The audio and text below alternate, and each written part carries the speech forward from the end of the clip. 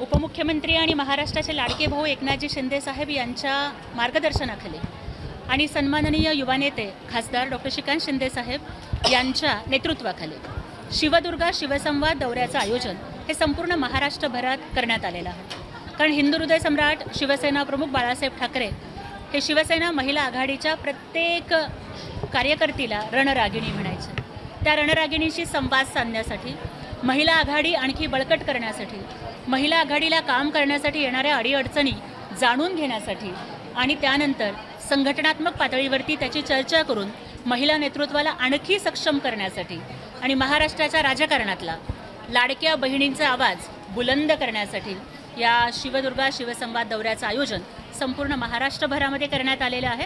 आज त्याचाच एक भाग म्हणून भारताच्या स्वातंत्र्यदिनी आज आम्ही नांदेड नगरीमध्ये आलेलो आहोत आणि इथल्या महिला आघाडीचा अत्यंत सुंदर असा कामकाजाचा आढावा त्यांनी आम्हाला दिलेला आहे। या महिला आघाडीच्या मेळाव्यात तुम्ही मार्गदर्शन करताना एकनाथ शिंदे पुन्हा एकदा मुख्यमंत्री होतील असं दादा बघा, आता तुम्ही एखाद्या चॅनलमध्ये पत्रकार म्हणून काम करताय, तुमच्या बहिणीला जर विचारलं तर ती नक्कीच म्हणणार की माझा भाऊ त्या चॅनलचा संपादक झाला पाहिजे।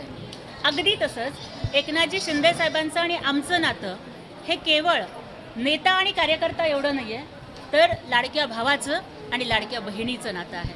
आणि त्याच्यामुळे नक्कीच मलाच नाही तर या महाराष्ट्र राज्यामधल्या करोडो लाडक्या बहिणींना वाटतं की आमचा भाऊ हा महाराष्ट्राच्या मुख्यमंत्रीपदावर पुन्हा दिसावा। सर्वोच्च न्यायालयामध्ये सध्या धनुष्यबाण चिन्हाच्या संदर्भामध्ये सुनावणी सुरू आहे, वेगवेगळ्या राजकीय प्रतिक्रिया समोर येत आहेत, यापर्यंत हे बघा, शिवसेना कोणाची याचा निकाल हा निवडणूक आयोगानं दिला, विधानसभेच्या सभापतींनी दिला आणि त्यानंतर लोकसभा, विधानसभा, महापालिका, जिल्हा परिषद आणि नगरपालिकांच्या निवडणुकांच्यामध्ये जनतेच्या न्यायालयानं सुद्धा ठणकावून सांगितलं की शिवसेना एकनाथजी शिंदे साहेबांची आहे आणि शिवसेनेच्या धनुष्यबाणाचा मान आणि सन्मान शिंदे साहेबांच्या नेतृत्वाखाली सुरक्षित आहे।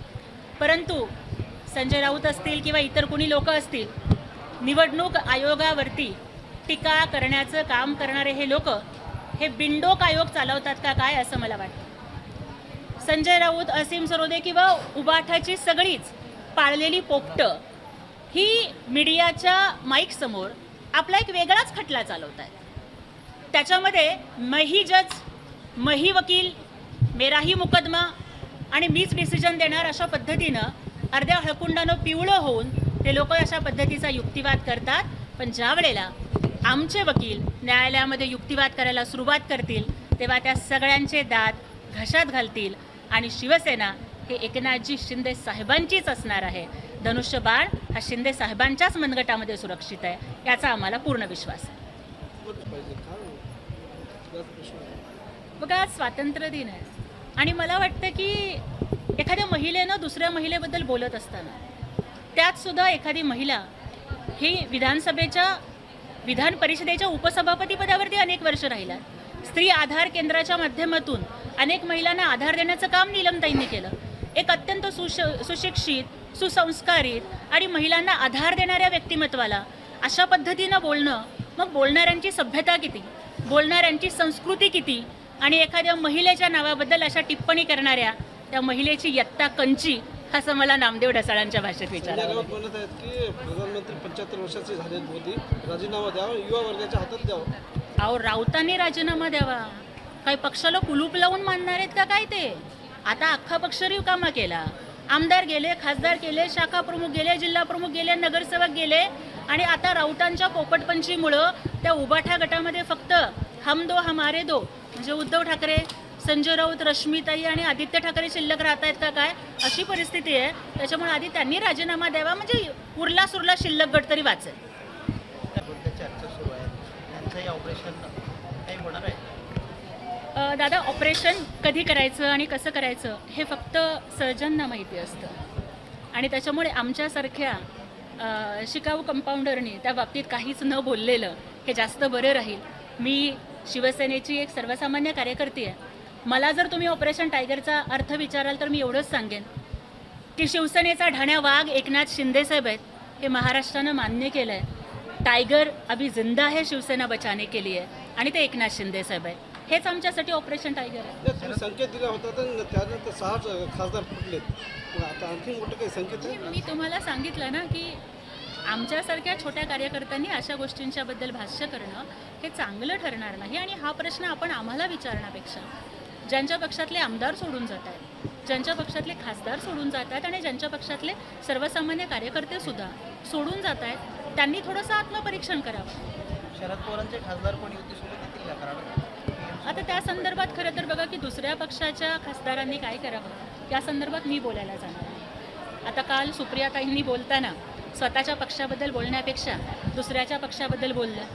पण मला वाटतं की स्वतःच्या ताटामध्ये काय वाढलं हे आपण आधी बघितलं पाहिजे.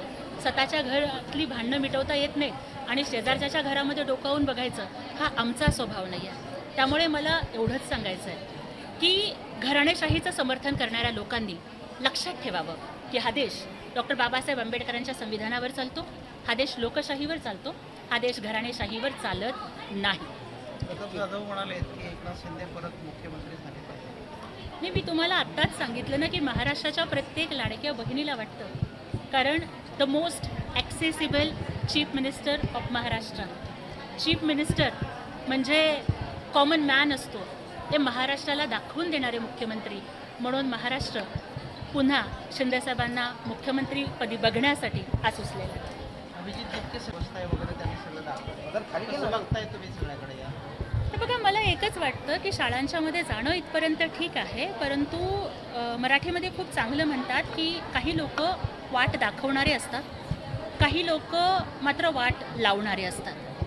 देशाची झंझी अर्थातच युवा पिढी, त्यांना आपण वाट दाखवण्याचं काम केलं पाहिजे, त्यांची वाट लावण्याचं काम कोणीही करू नये आणि त्यांची माती भडकवू नये, एवढंच मला बोलायचं. असं म्हणावं तर वेगवेगळ्या आश्रमशाळांमध्ये ज्या घटना घडतात, काही विद्यार्थी अक्षरशः साप चावून मयत झाले. आमच्या जिल्ह्यामध्ये 2-4 आश्रमशाळांची फार वाईट अवस्था आहे. काही ठिकाणी तर गुलाब वगैरे पण विद्यार्थ्यांना लागले.